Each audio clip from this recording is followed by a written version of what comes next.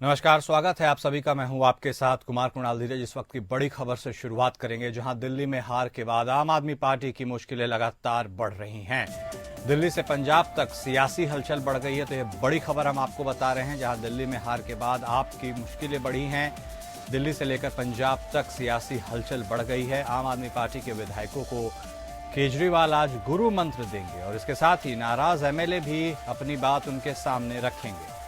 भाजपा के दावे से सियासत गर्मा गई है। दिल्ली में आम आदमी पार्टी की करारी हार के बाद पंजाब की सियासत का रुख बदलना शुरू हो गया है। इस बीच आम आदमी पार्टी संयोजक अरविंद केजरीवाल ने पंजाब के विधायकों के साथ दिल्ली में मंगलवार को बैठक बुलाई है। इस बैठक पर सबकी नजरें टिकी हुई है। केजरीवाल कपूरथला हाउस में सुबह 11 बजे विधायकों को पंजाब में 2027 के होने वाले विधानसभा चुनाव के लिए गुरु मंत्र देंगे। वहीं कुछ नाराज विधायक भी उनके सामने अपनी बात रखेंगे। बदले राजनीतिक घटनाक्रम के बीच बीजेपी और कांग्रेस ने यह आरोप लगाया है कि इस बैठक के बहाने पंजाब में सीएम भगवंत मान को बदलने की तैयारी हो रही है। पंजाब में नेता प्रतिपक्ष और कांग्रेस नेता प्रताप सिंह बाजवा का दावा है कि आम आदमी पार्टी के 20 से अधिक विधायक पार्टी छोड़ने को तैयार हैं। वहीं बीजेपी के हरजीत सिंह ग्रेवाल ने भी कहा है कि मुख्यमंत्री भगवंत मान को पद से हटाए जाने की अब जमीन पर तैयारी की जा रही है। तो आपको आम आदमी पार्टी से जुड़ी यह खबर हम बता रहे हैं, जहां अब चूंकि दिल्ली में करारी हार हुई आम आदमी पार्टी के साथ, और इसी के साथ सियासी हलचल दिल्ली से लेकर पंजाब तक तेज हो गई है। आम आदमी पार्टी के विधायकों के साथ केजरीवाल की आज बैठक होनी है। कपूरथला हाउस में वह आम आदमी पार्टी के पंजाब के विधायकों से मिलेंगे। यह भी कयास लगाए जा रहे हैं कि वह उन्हें 2027 में होने वाले चुनावों के लिए गुरु मंत्र देंगे।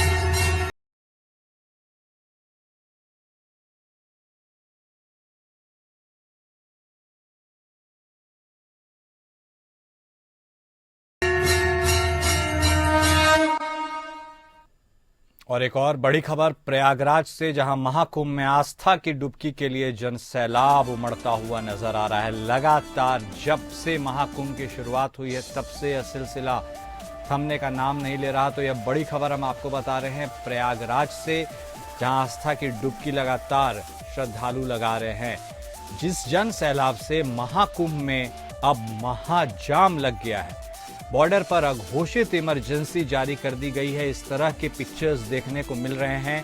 प्रयागराज महाकुंभ में श्रद्धालुओं की उमड़ती हुई भीड़ की वजह से सीमा पर भयंकर जाम लगा है।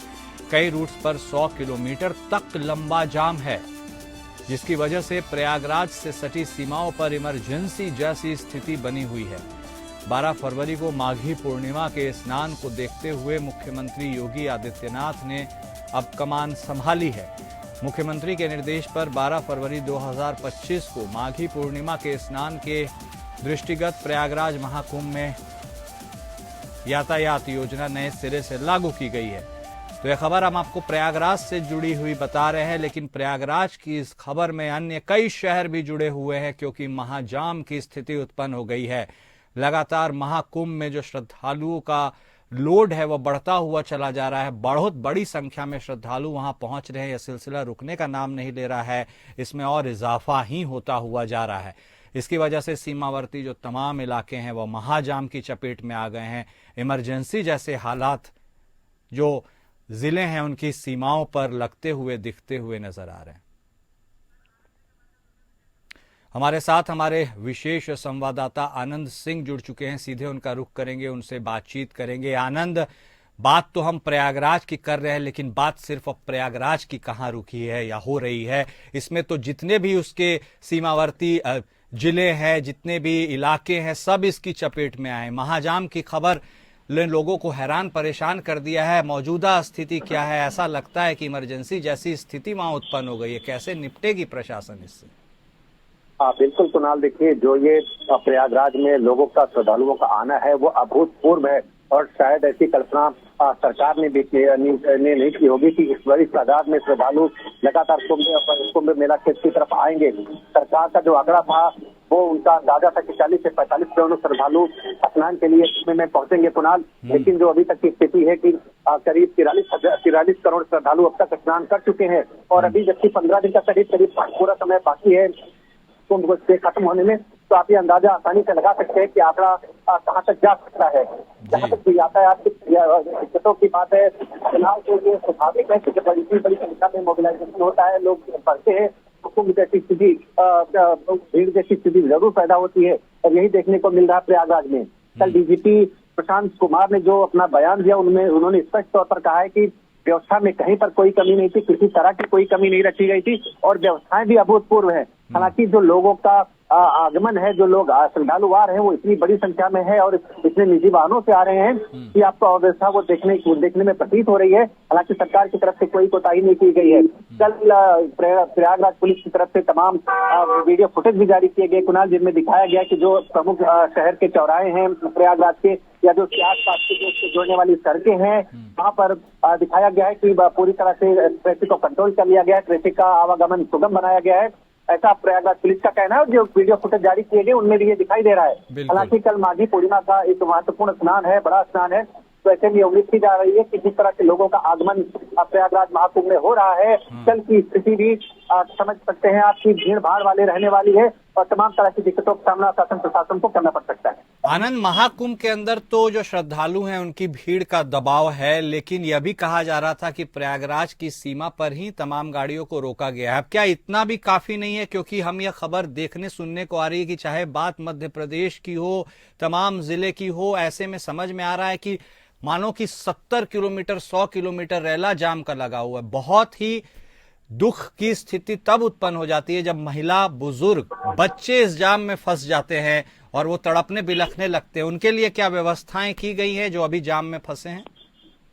बिल्कुल, देखिए कुणाल, ये एक ऐसी एक्सरसाइज है जो अपने आप में अभूतपूर्व है। दुनिया में शायद ही ऐसा कहीं देखने को मिला हो जब शासन प्रशासन और पुलिस के तमाम जो लोग इस तरह से इतनी बड़ी व्यवस्था, इतनी बड़ी भीड़ को कंट्रोल करने में लगे हैं। चाहे वो आप जिस तरह का जिक्र कर रहे हैं कि कई किलोमीटर तक के जाम लगे हुए हैं, ऐसे में श्रद्धालुओं को तमाम मुश्किलों का सामना जरूर करना पड़ रहा है। लेकिन जगह जगह पर जहाँ प्रशासन पहुंच रहा है वहाँ उनको सुविधाएं मुहैया कराई जा रही है। साथ ही साथ जो तमाम स्थानीय लोग भी हैं वो भी तमाम तरह की सुविधाएं उनको मुहैया लगातार करा रहे हैं, ताकि जिस तरह मैंने बताया कि महाकुंभ में जो इस बार भीड़ है वो बहुत ही ज्यादा है, बहुत अधिक, और शायद ही ऐसी भीड़ कभी देखने को मिली हो। यही कारण है कि तमाम जो प्रशासन की तैयारियां थी वो अपने आप में जरूर मुकम्मल हो रही होंगी, लेकिन भीड़ का इतना दबाव है, भीड़ इतनी अधिक है कि वो तैयारियां कहीं से भी उस तरह से नजर नहीं आ रही जिस तरह से उनको होना चाहिए था। और यही कारण है कि मुख्यमंत्री आदित्यनाथ लगातार अपना जो वार रूम बना हुआ है मुख्यमंत्री कार्यालय में राजधानी लखनऊ में, वहां से लगातार नजर रखते हुए लगातार दिशा निर्देश दे रहे हैं। और यही वजह है कि तमाम बड़ी संख्या में आईएएस अधिकारी और तमाम दूसरे अधिकारियों को डिप्लॉय किया गया है प्रयागराज महाकुंभ में व्यवस्थाओं को संभालने के लिए। ठीक है आनंद, आप भी नजर बनाए रखिएगा यह महाजाम की जो विकट स्थिति उत्पन्न हो गई है। फिलहाल हमारे साथ जुड़ने के लिए आपका बेहद शुक्रिया। और इस बीच एक और बड़ी खबर छत्तीसगढ़ से आ रही है, जहां निकाय चुनाव के लिए लगातार मतदान जारी है। मतदान बूथों पर लंबी लंबी कतारें लगती हुई नजर आ रही है। मतदाता बहुत बड़ी संख्या में घरों से निकलकर बाहर आ रहे हैं। तो ये बड़ी खबर छत्तीसगढ़ के निकाय चुनाव से जुड़ी हुई हम आपको बता रहे हैं, जहां मतदान बूथों पर लंबी लंबी कतारें हैं। लोग घरों से निकलकर अपने मत का प्रयोग करने के लिए नजर आ रहे हैं। कई जगह ईवीएम खराब होने की भी खबर मिल रही है। बात यदि कांकेर की करे, जगदलपुर की करे, तो वहां ईवीएम मशीन खराब होने की सूचना मिल रही है। छत्तीसगढ़ में आज नगर निकाय चुनाव के लिए मतदान हो रहे हैं। इस दौरान जनता अपने वोट से नगर निगम, नगर पालिका और नगर पंचायत में क्रमशः मेयर, अध्यक्ष और पार्षदों के भाग्य का फैसला करेगी। रायपुर नगर निगम समेत 10 नगरीय निकायों में मतदान हो रहा है। शाम 5 बजे तक वोटिंग का यह सिलसिला जारी रहने वाला है।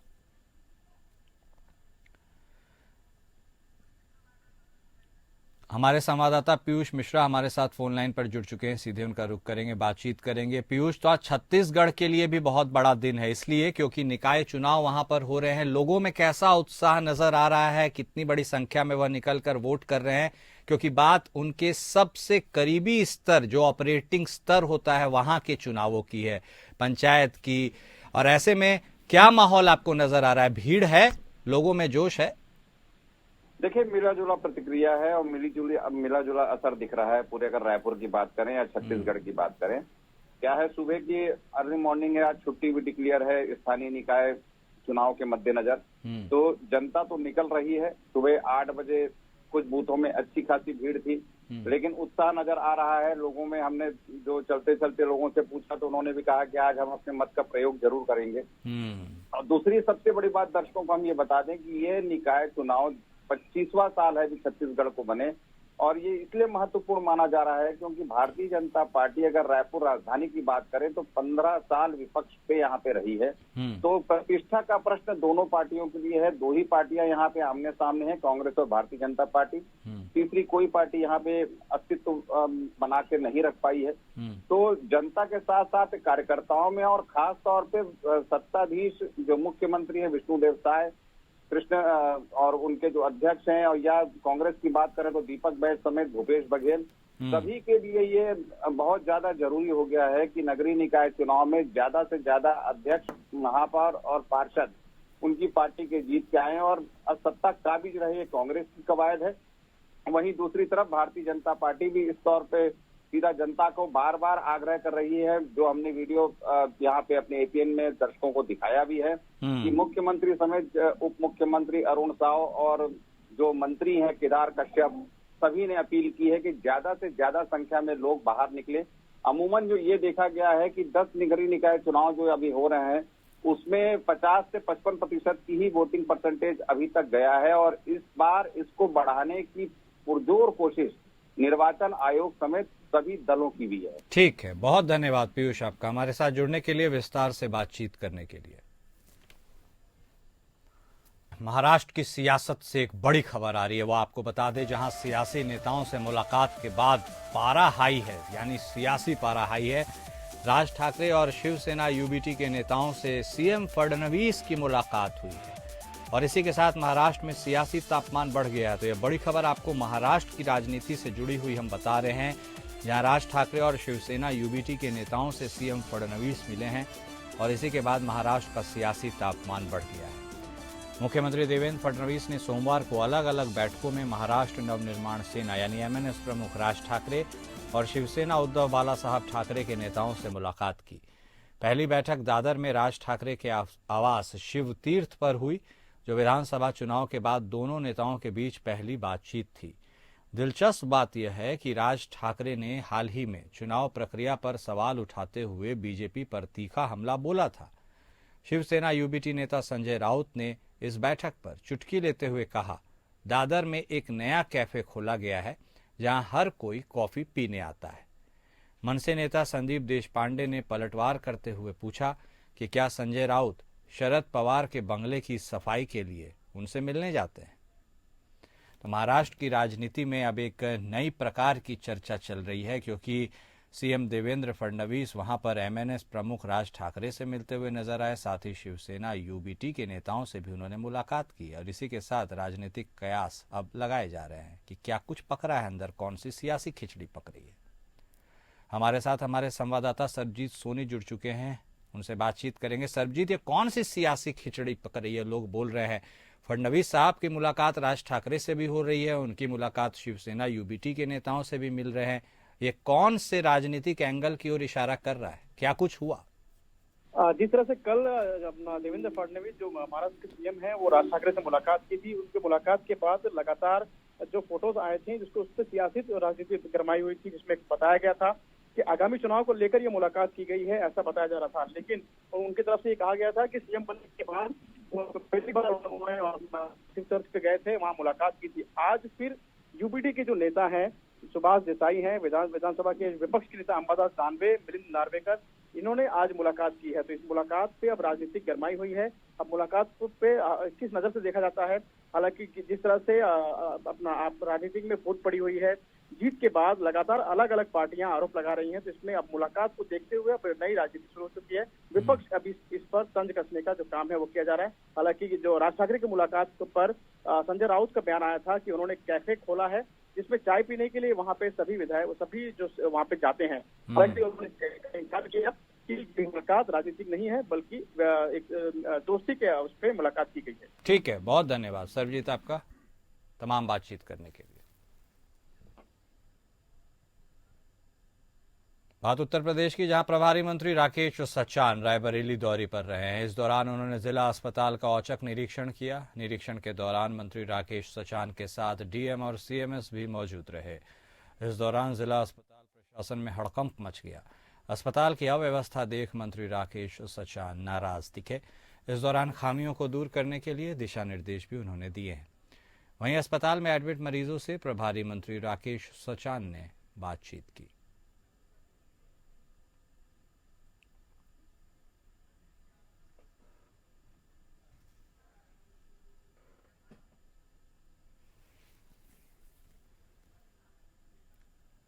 यूपी की मिल्कीपुर सीट हो या दिल्ली का चुनाव, विपक्ष को करारी हार मिली है। बीजेपी की जीत हासिल होने के बाद विपक्ष का सियासी पारा 7वें आसमान पर चढ़ गया है। जहां एक ओर सरकार इस जीत को लेकर खुश नजर आ रही है, तो वहीं विपक्ष इस हार का पूरा ठीकरा सरकारी मशीनरी, अधिकारियों और खुद सरकार पर ही फोड़ रहा है। यूपी के कानपुर देहात में समाजवादी पार्टी के राष्ट्रीय अध्यक्ष और कन्नौज सांसद अखिलेश यादव के प्रतिनिधि शिव कुमार बेरिया ने बीजेपी की इस जीत पर जमकर वह बरस पड़े। मीडिया से मुखातिब होकर पूर्व मंत्री ने सरकार पर जोरदार प्रहार किया। उत्तर प्रदेश की मिल्कीपुर सीट पर हुए उपचुनाव को लेकर अपना दर्द उन्होंने बयां किया। साथ ही दिल्ली चुनाव में बीजेपी की जीत को लेकर यह आरोप लगाया कि बीजेपी ने इस जीत के लिए भरसक प्रयास किए। बीजेपी ने सरकारी मशीनरी का दुरुपयोग किया, अधिकारियों का दुरुपयोग किया जब बीजेपी ने यह जाकर जीत हासिल की। उन्होंने आगे कहा कि जहां 50 वोट थे, वहां बीजेपी ने फर्जी तरीके से 500 वोट बनवाए और फिर वोटिंग कराकर जीत हासिल की।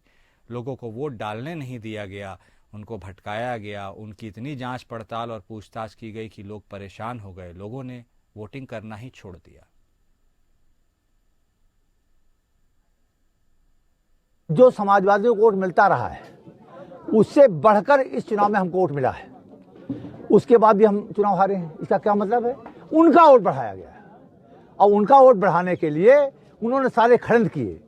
फर्जी वोटर लिस्ट, जिस गांव में 50 वोट था वहां 500 वोट कर दिए गए, जहां 200 वोट थे वहां बढ़ाकर 900 वोट कर दिए गए और वोट भर भर के उस दिन डलवाए गए। हमारे वोटर को रोका गया, लाठी पटकी के भगाया गया, वोट ही पड़ने नहीं दिया गया। घुमा फिराकर उसको इतना परेशान किया गया कि आदमी बिना वोट डाले चला गया। इसके सैकड़ों पोस्ट माननीय अखिलेश जी ने चुनाव आयोग को किए हैं। तो ये चुनाव जनता ने नहीं हराया, ये चुनाव सरकारी मशीनरी का दुरुपयोग करके, शासन का दुरुपयोग करके, शासन के द्वारा हमें हराया गया। ये सरकारी जीत है, ये जनता की जीत नहीं है।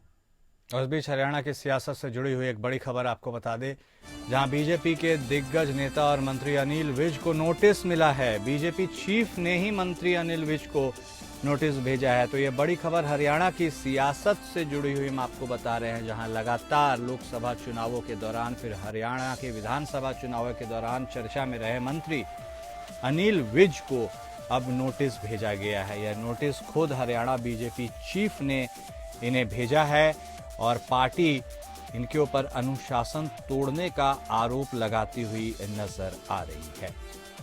तो हरियाणा बीजेपी और उससे जुड़ी सियासत की एक खबर हम आपको बता रहे हैं, जहां हरियाणा के कैबिनेट मंत्री अनिल विज को भारतीय जनता पार्टी के चीफ, हरियाणा चीफ ने नोटिस भेजा है और उन्हें पार्टी का अनुशासन तोड़ने का इसमें आरोप लगाया गया है और उनसे जवाब मांगा गया है।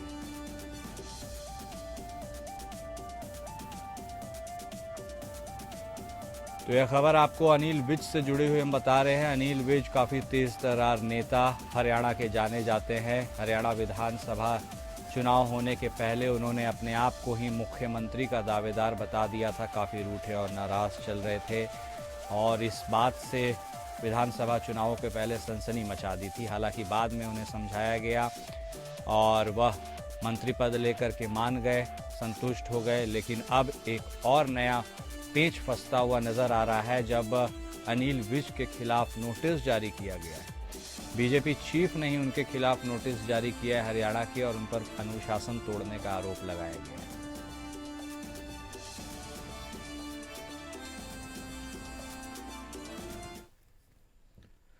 मुख्यमंत्री नीतीश कुमार ने प्रगति यात्रा के क्रम में नवादा जिले के रजौली प्रखंड के बहादुरपुर ग्राम पंचायत के करीगांव ग्राम में बने कृषि फार्म में आयोजित कार्यक्रम स्थल से 211.96 करोड़ की कुल 202 विकासात्मक योजनाओं का रिमोट के माध्यम से उद्घाटन और शिलान्यास किया। इसमें तकरीबन 138 करोड़ रुपए की 142 योजनाओं का उद्घाटन और तकरीबन 74 करोड़ रुपए की 60 योजनाओं का शिलान्यास शामिल है। मुख्यमंत्री नीतीश कुमार ने आज नवादा जिला में विभिन्न जगहों पर विकासात्मक योजनाओं का जायजा भी लिया। इस दौरान उन्होंने गोविंदपुर प्रखंड के गोविंदपुर रोह पथ में सकरी नदी पर उच्च स्तरीय आरसीसी पुल के प्रस्तावित स्थल का निरीक्षण किया।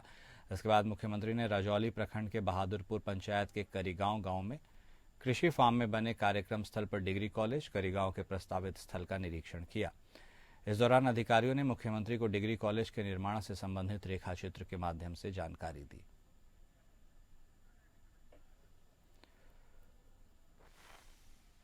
नवादा को 211 करोड़ रुपए की सौगात मुख्यमंत्री नीतीश कुमार देते हुए नजर आए। प्रगति यात्रा के दौरान वह नवादा पहुंचे और वहां पर उन्होंने कई योजनाओं का उद्घाटन और शिलान्यास किया। इसके साथ ही उन्होंने अधिकारियों को यह दिशा निर्देश भी दिया कि वहां पर जो भी योजनाएं प्रस्तावित हैं उन्हें सही ढंग से करवाया जाए ताकि लोगों को किसी भी प्रकार की असुविधा का सामना ना करना पड़े। और इस बुलेटिन में अभी के लिए बस इतना ही। नमस्कार।